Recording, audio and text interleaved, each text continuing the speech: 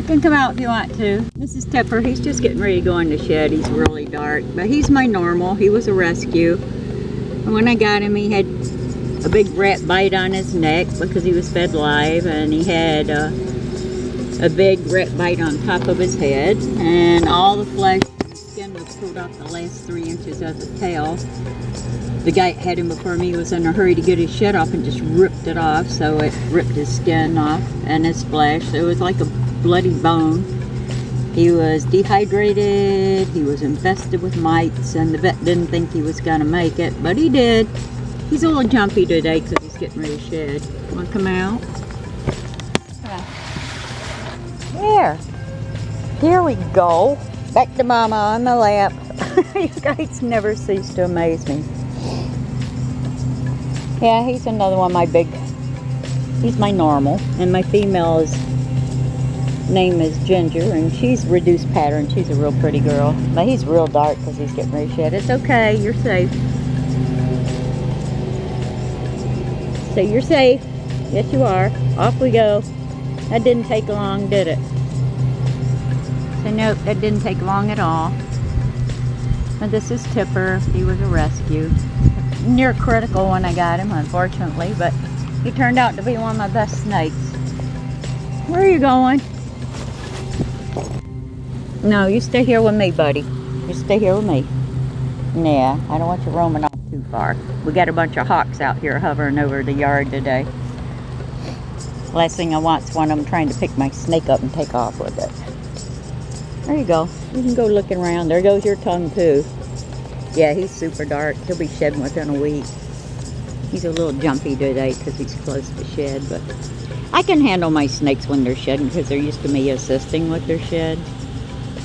And this is Tipr. He was in really, really bad shape. I know I said that already, and somebody's going to get smart and say, you repeated yourself, but yeah, he was really in critical condition. He spent 2 days and a night at the vet's on IVs. The vet still had doubts about whether or not he would survive, but he did.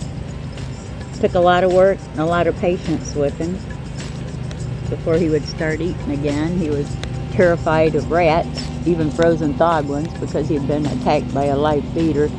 So yeah, that's why I discourage people from feeding their snakes alive.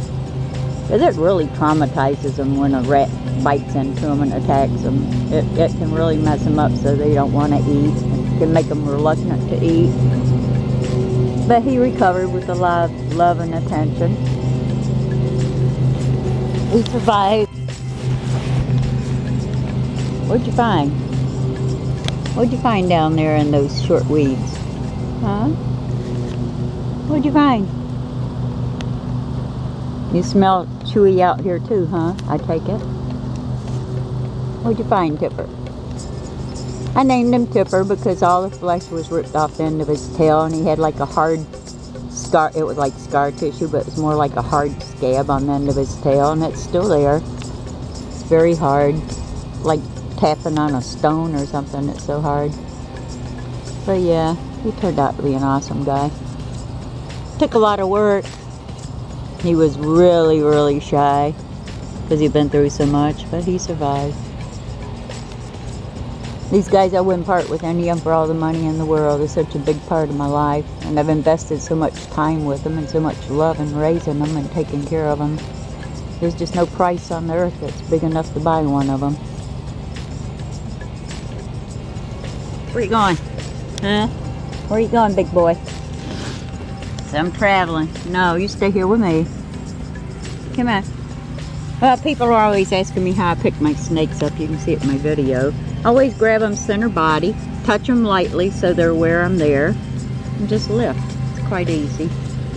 But the main thing is you want to let them know you're there so it doesn't freak them out, doesn't startle them, because that's a good way to get bit. Especially if you have them outdoors where they're in what you might consider hostile territory, because that's where predators are out in the wild. So, you know, for your benefit and your snake's benefit, at least like touch them, let them know it's you, and then you can pick them up safely. And you come over here. Come on. That's it.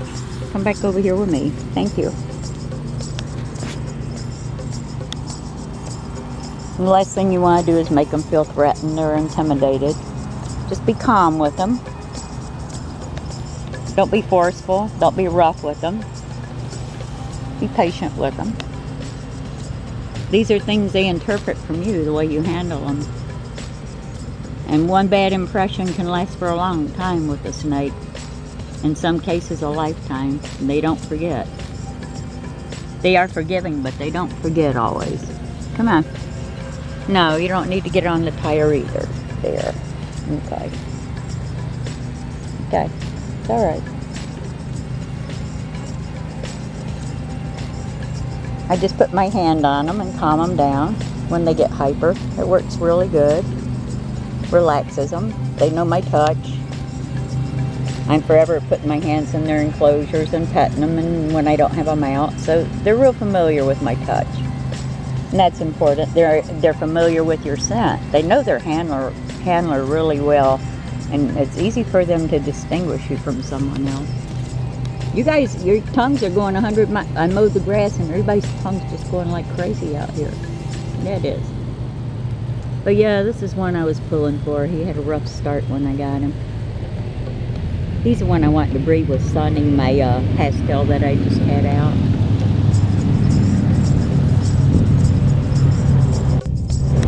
You having fun? They love being outdoors. And no, they don't try to take off and leave me. They stay right close to me. In the general vicinity. They'll roam around like maybe 2 or 3 feet away from me, but they always come back to me. It's not an issue. People say, don't they try to take off? No. Because they feel safe and secure with you. Because they're used to being near you outdoors. There. Here. No, don't get caught in my cigarette case there, silly. You can't do that. No, you can't. You can't do that. That's my boy. That's my boy. He's a really good sized ball python. He's the next to the oldest of my ball pythons. Ginger is my oldest, the one with the female with the reduced pattern. Tipr's next to the oldest, and Sonny's my youngest of all 3 of them. I love them to death. My babies. They're my babies, huh? Yep.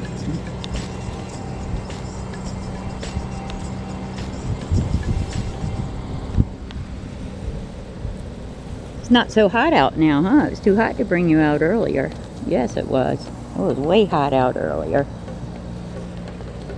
That's one thing you need to keep an eye on when your snake shed. Be sure they get rid of those protective eye covers, because you don't want them to accumulate, because it's really hard to get them off when they get really thick, like 2 or 3 layers thick, and it can really impair their vision. Not that their vision's the greatest anyway, but the last thing they need is to be visually handicapped. So when they shed, be sure and check their eyes to be sure they shed those off. See how bright his eyes are. But those are important to make sure that they come off with the shed. And there are ways to get them off if they don't. It's really easy and it's not invasive, so it doesn't stress them out. So if you ever have a problem, let me know and I'll tell you how to do it without stressing your snake out. So I'm comfortable. Look, I'm massaging my leg. Yeah. I'm getting a body massage from you. They realize when you're doing things to try and make things better for them. They're not stupid animals. They also realize when you're abusing them and neglecting them. They're by no means dumb. They're very perceptive, and they know more about you as a person than you know about yourself, believe it or not. And they do. They can read you in no time flat and tell what kind of person you are. Are you having fun? Yeah. It's good for them to get out. But don't ever walk away and leave them unattended, because they're fast and they can get into some precarious situations. But always keep a close eye on them. It's okay, it's me. It's alright. It's alright. It's okay, it was me. It's okay, it's me. I didn't mean to startle you. I'm sorry. I'm sorry. I'm sorry. I didn't mean to freak you out. He's feeling defensive because he's outside. He's getting ready to shed, so he's a little more hyper, more concerned. That's when they have more to be concerned about in the wild, when they're trying to shed, because they're so vulnerable, because their vision's impaired usually, and his eyes haven't turned yet. It won't be long. But yeah, they do freak out when they're outdoors, when they're getting ready to shed, because their vision's greatly impaired. They're more in tune with everything going on around them, everything that moves. They're naturally more defensive. So just pay close attention to them. That's all. Don't take them outside and get up and walk off, because you'll never see your snake again. Can't touch you now. Did you calm down? I didn't mean to freak you out. I'm sorry. I'm so sorry. Can't pick you up. There we go. There we go. Yeah, I'm a big guy. I'm a really big guy. Yes, I am. I'm sorry. I feel bad because I freaked you out. Say, Mama, you forgot to touch me before you tried to pick me up. You know better than that. Yeah, I did. I forgot to touch him before I went to lift him. My bad. My bad. You just let me know I made a mistake. She made a mistake. She didn't touch me and let me know she was there before she tried to lift me up off the ground. Yeah, bad mama. Yep, bad mama.